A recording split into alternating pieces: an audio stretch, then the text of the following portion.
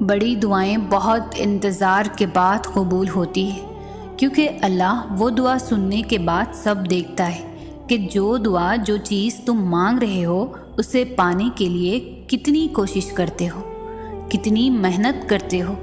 جس چیز کو تم جتنا چاہو گے اللہ اسی طرح وہ چیز تمہیں دے گا۔ وہ کہتے ہیں نا کہ اگر کسی چیز کو دل سے چاہو تو پوری کائنات اسے آپ سے ملوانے میں لگ جاتی ہے۔ اگر تم کوئی چیز پانا چاہتے ہو، اس کے لیے تم تہجد میں دعائیں مانگ رہے ہو، تسبیح کر رہے ہو، انتظار کرنا پڑ رہا ہے، مگر پھر بھی صبر کر رہے ہو۔ اپنی چاہت ملنا ناممکن لگ رہا ہے، لیکن جب اللہ کو سوچتے ہو تو ممکن پر یقین ہونے لگتا ہے۔ تب اللہ پاک معجزے کرتے ہیں۔ دعاؤں کو تمہارا بنانے سے پہلے یہ دیکھتے ہیں اللہ تعالیٰ۔ میں تمہیں ایک بات بتاؤں، دراصل ساری کہانی ہمارے یقین کی ہے۔ وہ رب کہہ چکا ہے کہ مجھ سے جیسا گمان رکھو گے ویسا ہی میں ملوں گا۔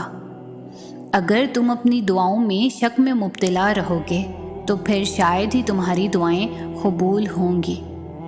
تم یہ یقین کیوں نہیں کرتے کہ وہ تمہیں کوئی اذیت نہیں دے گا؟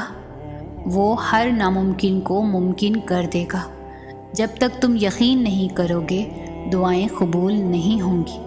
اس کی محبت ہم سے یہی مطالبہ کرتی ہے کہ ہم اس پر اندھا یقین کریں، اس کی قدرت پر کوئی سوال نہ اٹھائیں۔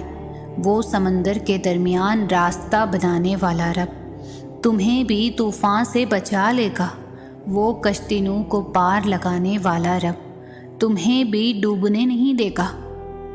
وہ آگ کو ٹھنڈا کرنے والا رب تمہیں بھی آزمائش سے نکال دے گا۔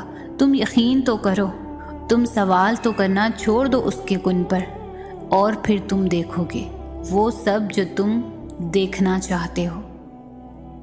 کچھ بھی ناممکن نہیں ہوتا، ہم بس ایسا سوچ لیتے ہیں کہ یہ چیز نہیں ہو سکتی۔